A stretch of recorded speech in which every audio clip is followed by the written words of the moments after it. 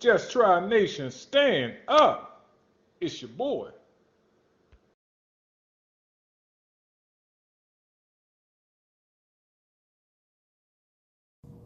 What's up, my brothers and sisters? It's your boy.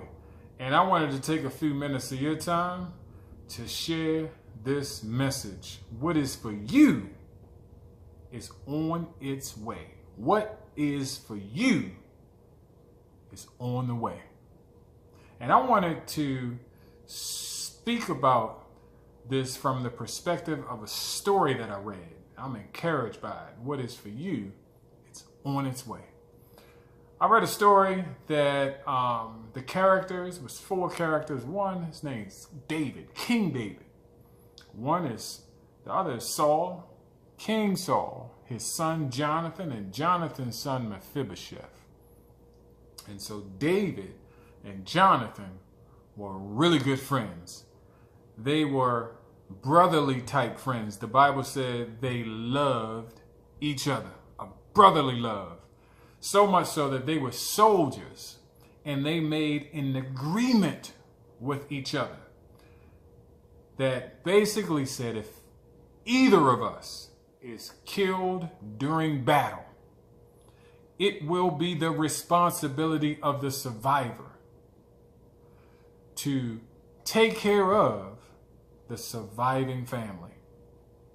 If any of us or either of us should die during battle, the one who lives, it is his job to find the surviving family and take care of them. And the friendship that they had a baseline loyalty that would allow for their agreement to be binding. The Bible says that when Jonathan was at war, he and his father, King Saul, died.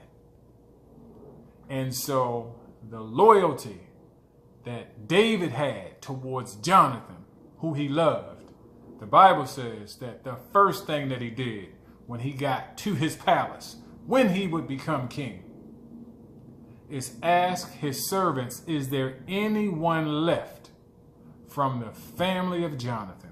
Because I have an agreement to take care of them, to give them the wealth of Jonathan's family. The Bible says that Jonathan had a son. Let me tell you about Jonathan's son. His name was Mephibosheth. The Bible says that when prior to Jonathan going to war, he left Mephibosheth in the hands of a caretaker. Be very careful who you leave your family members, your jewels, in the hands of.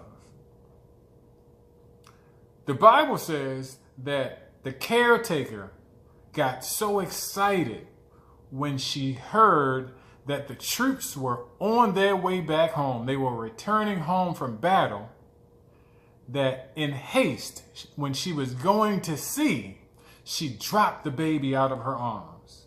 And the Bible says the baby became permanently handicapped. His legs had broken beyond repair. The story goes on to explain how Mephibosheth's life, his perception of who he was, how he saw himself, was established through his lens of his physical impairment. Let me say that again. The Bible says that Mephibosheth's perception of himself was seen through the lens of his physical impairments. Because he was physically handicapped, he saw himself as being inadequate, not enough. And that perception that he had of himself caused him to hang or live in despair environments. The way he saw himself, as a man thinketh, so is he. That's the word. Because he saw himself as being inadequate, the Bible says that he lived in a place that was called Lo Debar. He lived in a place that is considered a place that's lifeless, a place that has no pasture. That's what they call it. A place with no life, with no pasture, with no communication. And he hung around like-minded, like-kinded people. I know this is a story, but let's just, first of all, pump our brakes and ask the question. Has there ever been a point in your life where, just like Mephibosheth, you felt like you were dropped? You were in the hands of a caretaker. Now, I'm not talking literally you being in somebody's hands, but figuratively speaking, do you feel like there have been some points in your life where you were dropped? And the damage that came from you being dropped left you with a stain, which is nothing more but a feeling of inadequacy, a feeling of insecurity that prevented you from walking into rooms you should be in. Rather, you defaulted to going into places that you should have never been, like Mephibosheth. The Bible says that David remembered the agreement that he had with Jonathan, and he sent one of his servants to find Mephibosheth and bring him to the king's palace. That's what I told you. What is for you is on its way. I'm linking it. Mephibosheth had no idea that his father was of royalty, that his grandfather was of great wealth. But David did. There is somebody, God himself has appointed somebody to redeem you to your rightful. What is for you is on its way.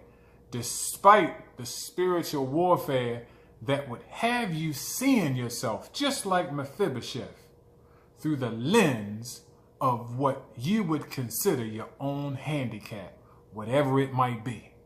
I don't know.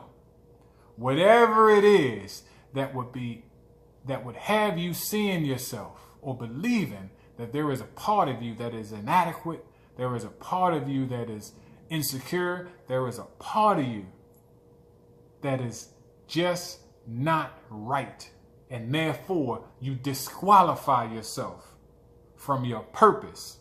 God is sending someone, something to redeem you. The devil is a liar.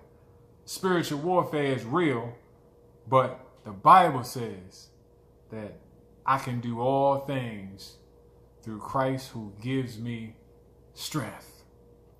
And so the story goes on basically to conclude David bringing Mephibosheth to the palace and making a declaration that Mephibosheth will always eat at the king's table.